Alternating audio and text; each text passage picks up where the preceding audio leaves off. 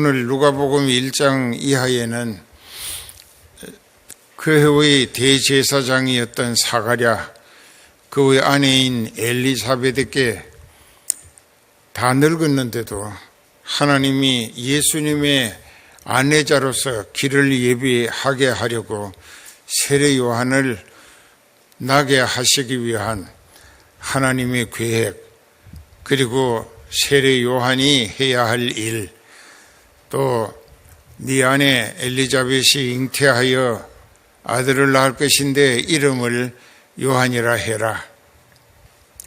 그리고 하나님을 거역한 백성들을 하나님의 아들을 통하여 하나님께 회개하고 돌아오게 하는 역할을 감당하기 위하여 요단강에서 세례 주며 광야에서 회개하라고 천국이 가까웠다.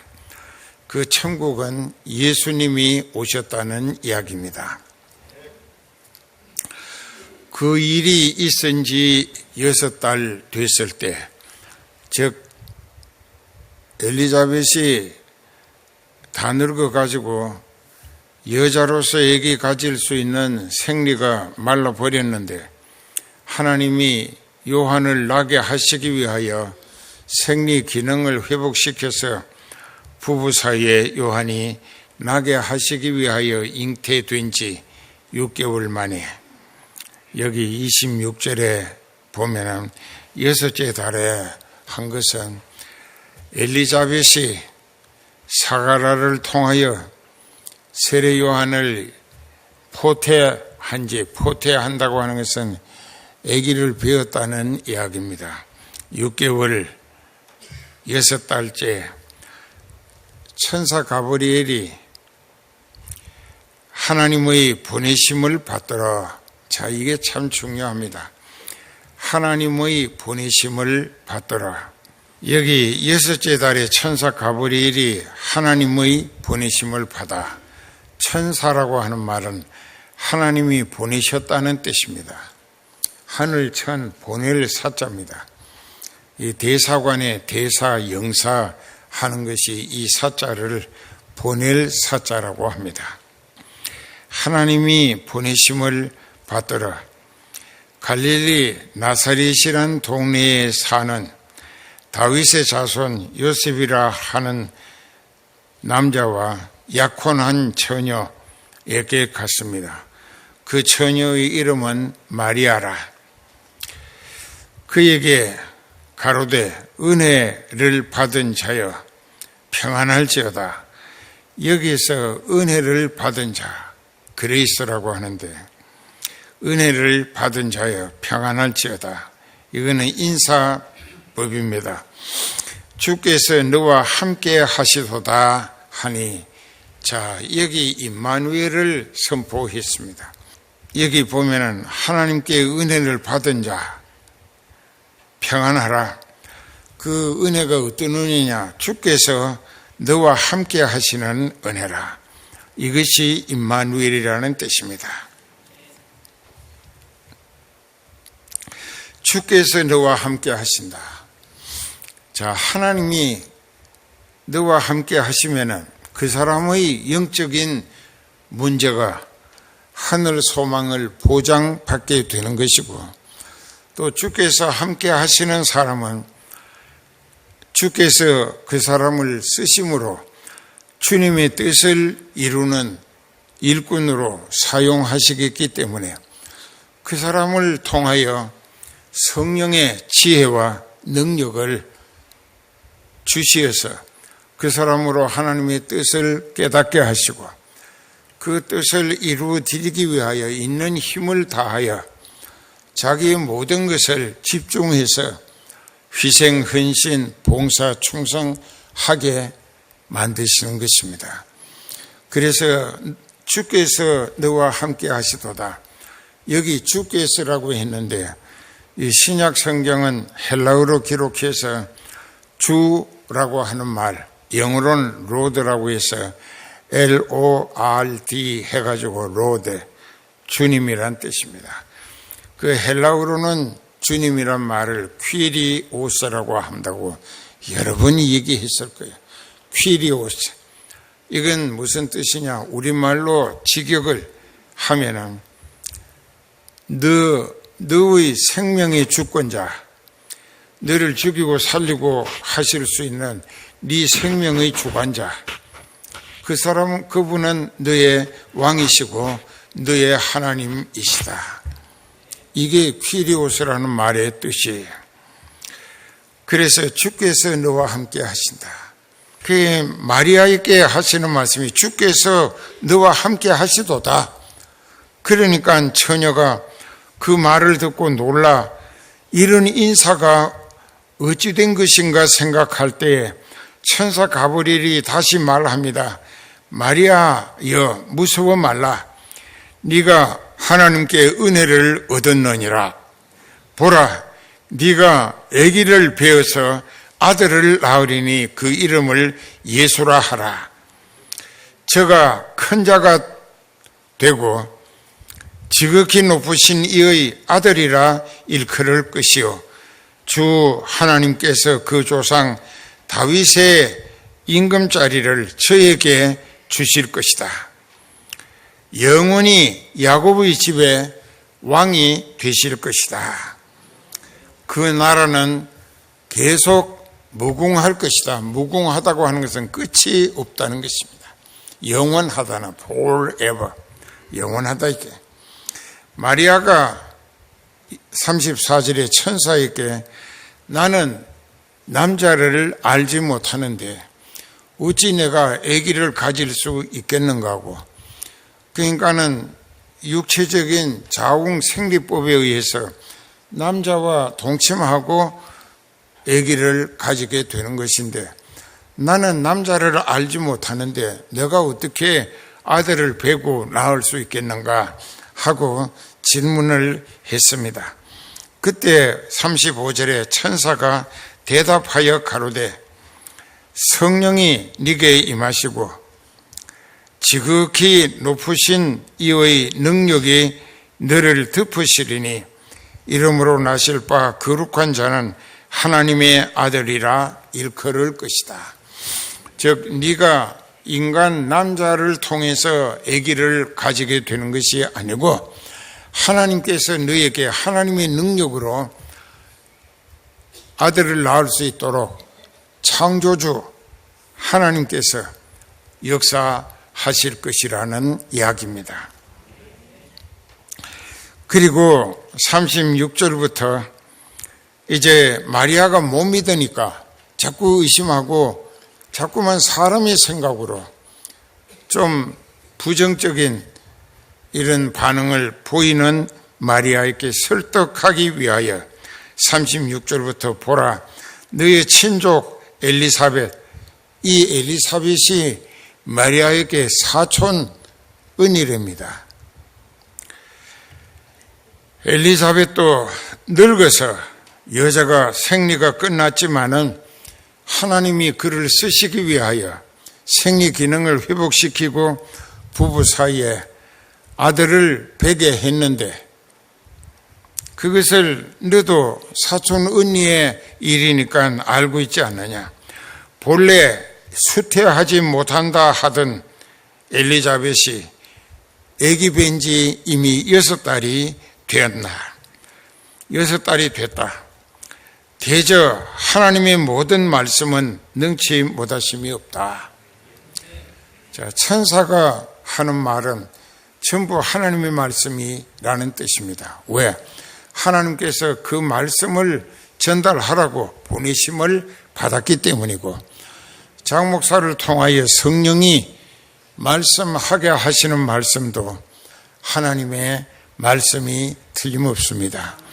그렇기 때문에 오늘 여러분들이 잘 깨달아야 할 것은 엘리자벳도 또 사가랴도 또 지금 이 마리아도 하나님이 쓰시겠다고 하나님께서 계획하시고 하나님께서 이루고자 하시는 뜻을 위하여 하나님께 쓰임받는 사람들이 됐으니까 그 사람들은 먼저 자기네들의 죄를 모세를 통한 율법에 정한 속죄 제사를 드리며 회개하고 용서받았다 이게.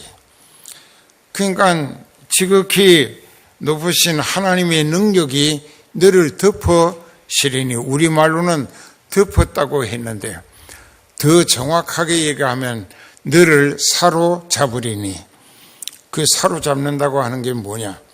완전히 성령 세례를 주시고 성령으로 완전히 점령하는 사람이라는 뜻입니다.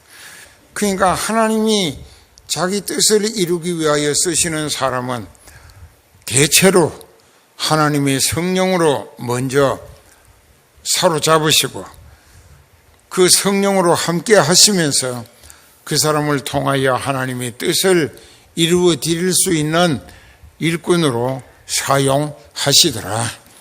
그 여러분들도 임마누엘 신앙을 사모하고 철저히 회개해서 성령 받는 그것이, 성령이 내게 오시면은 하나님이 성령으로 나와 함께 하시는 거예요. 그래서 그 성령에 이끌리며 성령의 지시를 따라 하나님의 뜻을 이루어 드리기 위한 일거리를 자기가 열심을 다하여 정성을 쏟아서 마음을 다하고 힘을 다하고 뜻을 다하고 목숨을 다하여 이루어 드리기를 진정 소원하게 될 때에 하나님은 그 사람과 더욱 깊이 함께 하시면서 그 사람의 형편을 하늘 조건으로 바꾸어 주시고, 병 들었으면 고쳐가며 쓰시고, 나처럼 고쳐가며 쓰신다. 나는 19번 죽었다가 깨어났다고. 그러니까 죽는 일에 아주 숙달 됐다고. 하도 까무러치고 그렇게 해서. 그러니까 이제 가는가 보다 하면 또 깨어나게 하셔서 더 많은 일을 하게 하시더라 이게. 그러니까 여러분들도 이 목자와 함께 회개하고 성령 충만히 받았어요. 마리아처럼 자기가 잘 생각해 보세요. 여러분들이 마리아의 입장에 서서 한번 생각해 볼 필요가 있다고. 이제 요셉이라는 믿음 좋은, 아주 잘생긴, 핸섬하고 믿음 좋은 아주 하나님의 보배 같은 청년하고 약혼을 했다 이게. 그래서 처녀야. 그 마리아도 믿음이 그 시대 처녀 중에 하나님이 쓰시기에 가장 합당한 처녀로 골라 잡으신 것이 아닌가. 그 시대에도 많은 처녀가 있었다고. 약혼 안 한 처녀도 있었을 거예요. 그런데 약혼한 처녀 마리아를 택하신 것은 마리아의 믿음이 하나님 보시기에 더 점수가 높았기 때문이라. 알아들어요? 그래서 그 마태복음에 보면은 이제 이 마리아가 요셉과 약혼을 했는데 아기를 가졌다 이게. 그렇게 되기까지 천사 가브리엘의 설득에 이 마리아가 얼마나 고민을 했겠는가. 내가 그 약혼한 남자를 만나서 의논해가지고 하나님이 나를 하나님의 아들 낳는 성모로 먼저 쓰시겠다는데 그 요셉 당신이 그걸 이해하고 나를 허락할 수 있겠는가, 이런 고민도 했을 거예요. 그러나 이제 이 마리아는 요셉하고 만나서 의논하기 전에 천사의 설득을 받아들였습니다. 네가 아는 대로 네 사촌 언니 엘리자벳도 다 늙어서 성경에는 경수가 말랐다. 그랬는데도 하나님이 예수님의 길을 안내할 세례 요한을 나게 하시려고 그 부부에게 생리 기능을 회복시켜서 아들을 베게 하신 것을 6개월이나 된 거 너도 알지 않느냐. 이제 천사 가브리엘이 못 믿는 마리아를 설득하는 내용입니다. 그랬을 때 마리아가 언니를 보고 자기도 하나님이 쓰시겠다는데 하나님은 모든 것이 가능하신 전능하신 분이시기 때문에 내가 요셉하고 야콘이 혹 어긋난다 할지라도 하나님께 요긴히 쓰임받는 것으로 내 인생을 하나님께 먼저 드리겠다. 그래가지고 순종의 결단을 내렸습니다. 근데 여러분들은 이렇게 인생 평생이 걸린 중차대한 문제가 아닌 작은 문제들을 가지고도 교회에 이런 일이 있다. 화요 기도에 나가서 기도하고 말씀 무장하고 나가서 전도하고 결신자를 얻어 교회를 부흥시키자 하게 될 때 안 온다 이게. 왜? 그 몇 푼 돈벌이 하기 위해서. 그것은 육신이 세상 조건으로 더 잘 먹고 잘 입고 잘 살아 보자는 거예요. 그렇게 될 때에 여러분들도 목자를 통하여 주시는 하나님의 말씀 속에 담긴 하나님의 뜻이 여러분들에게 분명히 깨달아지도록 전달되었을 것입니다. 그런데 그때 내가 마리아처럼 순종의 결단을 내리고 하나님 섬기는 일에 먼저 헌신하리라 할 수 있는 믿음이 되면은 하나님의 대접이 여러분들을 위하여 달라질 것입니다. 여러분들이 잘 아시는 대로 사무엘상 10장에 사울 청년이 아버지께서 사환과 함께 잃어버린 암나기들을 찾아오라고 나가서 사흘을 찾다가 못 찾았어요. 종이 가진 반세계를 가지고 사무엘에게 물어보자고 어디로 가면 암나기 새끼를 찾겠는가. 그 사람은 하나님이 함께 하시는 임마누엘 선지자였다. 그에게 가서 물어보자. 그에 가서 물어보러 갔더니 이 사무엘이 하나님께서 너를 기름 부어 이스라엘 왕으로 세우라 하셨다.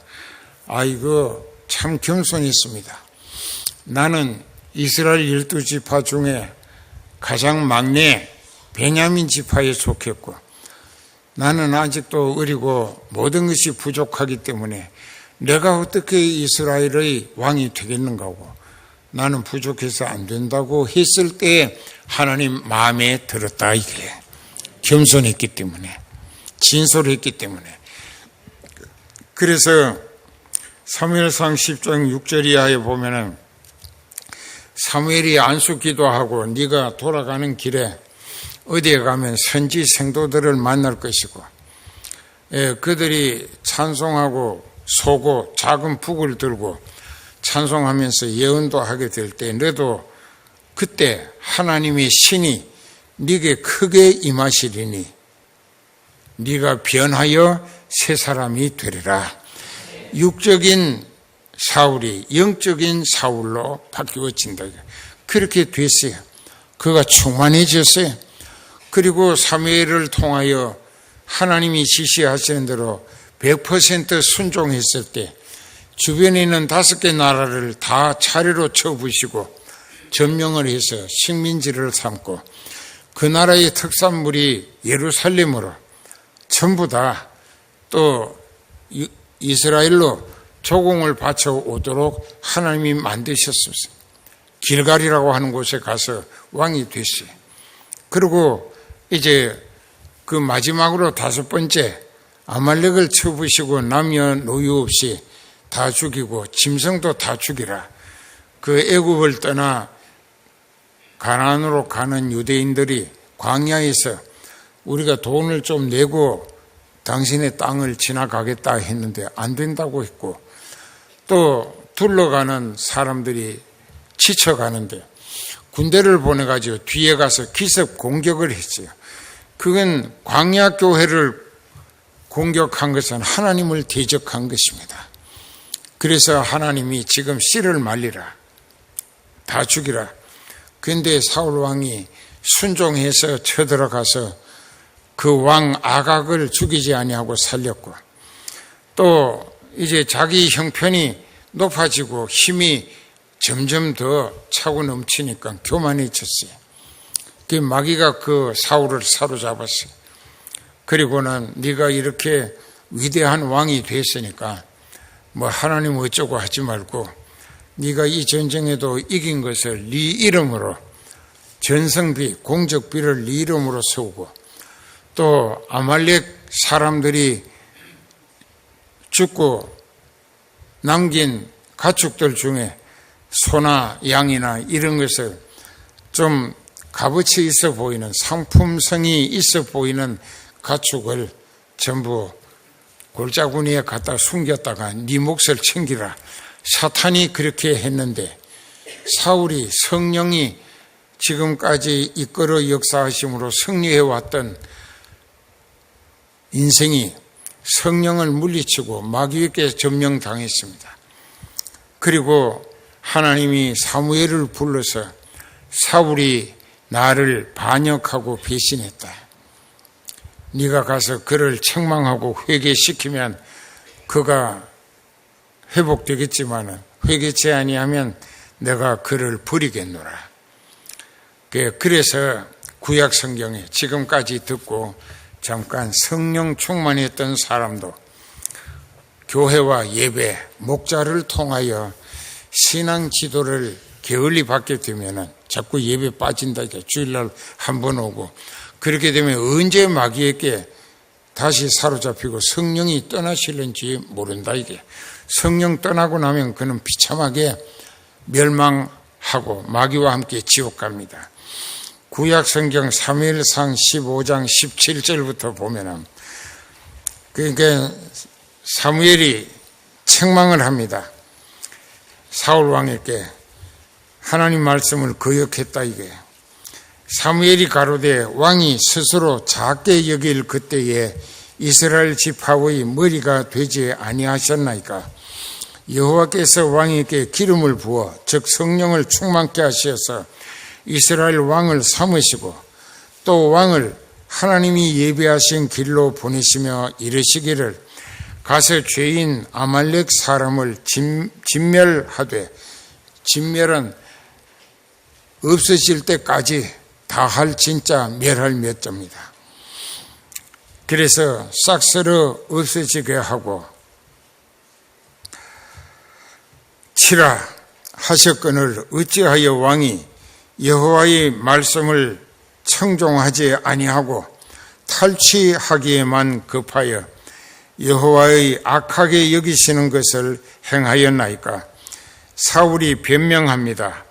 사무엘에게 이르되 나는 실로 여호와의 목소리를 청종하여 여호와께서 보내신 길로 갔고 아말렉 왕 아각을 끌어왔고, 끌어왔다는 말부터 잘못된 게 죽이라 했는데 끌어왔다 이게. 아말렉 사람을 진멸하였다. 다만 백성이 자기가 해놓고 백성을 핑계합니다. 그 마땅히 멸할 것 중에서 가장 좋은 것으로 길갈에서 당신의 하나님, 여기서 자기 하나님이란 말을 않고 사무엘에게 당신의 하나님이라고 그래. 이미 하나님을 떠났다는 증거죠. 당신의 하나님 여호와께 제사하려고 양과 소를 취하였나이다. 그 다음에 사무엘이 하나님의 말씀으로 뭐라고 대답하는가? 여호와께서 번제 또 다른 제사, 어떤 제사보다 하나님의 말씀 순종하는 것을 좋아하시는 것 같이 좋아하시겠나이까? 순종이 하나님 앞에 어떤 제물의 제사보다 하나님은 더 좋아하시고, 하나님 말씀 듣는 것이 수양의 기름으로 번제 드리는 것보다 하나님은 하나님 말씀 듣는 것을 더 좋아하신다. 뭐 헌금 많이 하는 것보다 말씀 순종하는 것을 하나님은 더 좋아하신다.